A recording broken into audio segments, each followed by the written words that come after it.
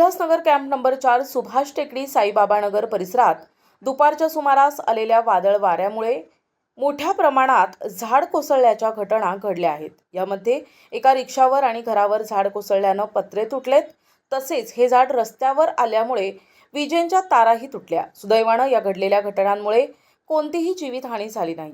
घटनेनंतर तात्काळ अग्निशमन दलानेच अधिकारी आणि महावितरणचे कर्मचारी दाखल झाले असून त्यांनी तातडीची कारवाई सुरू केली। या घटनांमुळे काही काळ परिसरात वीज पुरवठा खंडित करण्यात आला होता।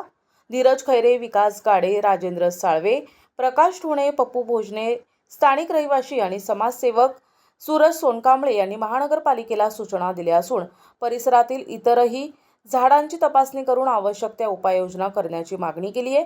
त्यामुळे भविष्यात कोणतीही दुर्दैवी दुर्घटना घडू नये असं त्यांनी स्पष्ट केलं आहे। बाहेर होतो मी, मला धीरज आणि विकास गाडीने फोन केला, तर फोन करून मी तुरंत इकडे आलो। आल्यानंतर ही परिस्थिती बघतोय, हे झाड कुजलेलं आहे। हे कुजलेल्या झाडामुळं झाड पडलं आहे, हवा वारा सर्व उल्हासनगरमध्ये पसरतोय, सर्वीकडे पत्रे उडलेले आहे। हे नैसर्गिक आहे, हे कोणी पाडलेलं नाही आहे। पण फायर ब्रिगेडला फोन केल्यानंतर फायर ब्रिगेड वेळेवर आले नाही आहे, त्याच्यामुळं हा रागरोष प्रत्येक नागरिकाचा आहे। आम्ही समजू शकतो फायर ब्रिगेडकडे एकच गाडी आहे, तर उल्हासनगर महानगरपालिकेला सांगण्यात येत आहे की प्रभाग समिती 4मध्ये कमीत कमी 2 ते 3 गाडी व कर्मचारी वाढवून देण्यात यावं। म्हणजे याचा अर्थ असा होईल की कुठं हानी झाली तर लोक तिथं पोहोचतील। आज मी सुरेश बोंबले साहेबांना विनंती केली, तर कुर्ला कॅम्पवरून तिकडनं अर्धा स्टाफ घेऊन आलो, मी स्वतः घेऊन आलेलो आहे। आणि आज तुमच्या समोर दिसतंय की काम चालू आहे। आम्हाला कोणावरती क्लेम करायचे नाही आहे, प्रशासन आपलंच आहे। आज प्रशासनाचं राज्य चालू आहे।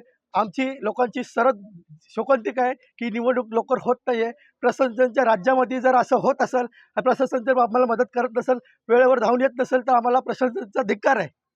म्हणून प्रशासनाला विनंती आहे की आपण प्रत्येक गोष्टीवरती छोट्या गोष्टीवरती तुम्ही लक्ष द्या। आज 2 तास झाले लाईट नाही आहे। अंबरनाथ फीडरवरनं बंद लाईट घेण्यात आलेली आहे। अंबरनाथ फीडर जर उल्हासनगरमध्ये असते लाईट सकत, अंबरनाथ फीडरला बंद घ्यायचे तर उल्हासनगरमध्ये लाईट बंद होती।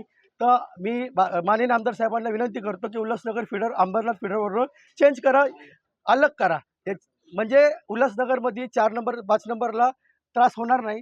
ही पण दुसरी विनंती आहे। तिसरी विनंती अशी आहे की आज सुभाष टेकडी परिसरामध्ये पाणीची वेळ निश्चित होत नाही आहे। पाणीच्या वेळेमध्ये मी स्वतः सूरज सोनकांबळे नगरसेवकचा भाऊ या नात्याने मी 5 वर्ष इथं संघर्ष करून काम केलेलं आहे, खूप काम केलं, असं नाही की नाही काम केलं। परंतु प्रशासन असल्यामुळं आमच्या पाण्याची वेळ निश्चित होत नाही। त्याच्यामुळं मी नाईलाजाने एक मोठा ग्रुप बनवला। मी ग्रुपच्या द्वारे प्रत्येकांच्या समस्येचे निवारण करत आहे आज इथे। तर उल्हासनगर महानगरपालिकेला एकच सांगणं गोष्ट आहे की तुम्ही आज प्रशासन चालते ना, प्रशासनमध्ये वाढीव कामगार वाढवा, जेणेकरून लोकांना त्रास नाही होणार।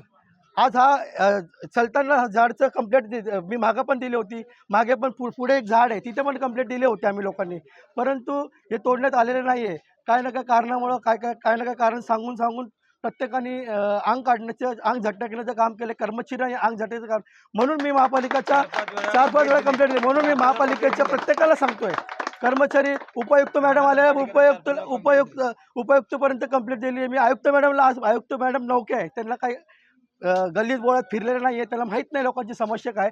तर माझी विनंती आहे, मॅडम साहेब तिकडे बसल्यापेक्षा तुम्ही प्रत्येक गल्लीमध्ये येऊन बघा की लोकांच्या समस्येचं काय निवारण होतंय का नाही होते, प्रशासन काम करते का नाही करते, याच्यावरती आपण जरासं लक्ष द्या। आज लक्ष दिलं असतं त्यावेळेस ते झाड तोडलं असतं, आज वेळ आली नसती। आज आमची भोजने मावशी थोडक्यात वाचली। जर ते झाड पडलं असतं काय झालं असतं तर कोण त्याची जिम्मेदारी, प्रशासनाची जिम्मेदारी घेतली असती का? याचं उत्तर प्रशासनानेच द्यायचं। म्हणून मी विनंती करतो आयुक्त मॅडमला, फायर ब्रिगेड विभागाला, परत MSC विभागाला की NTV न्यूज मराठी, उल्हासनगर, ठाणे।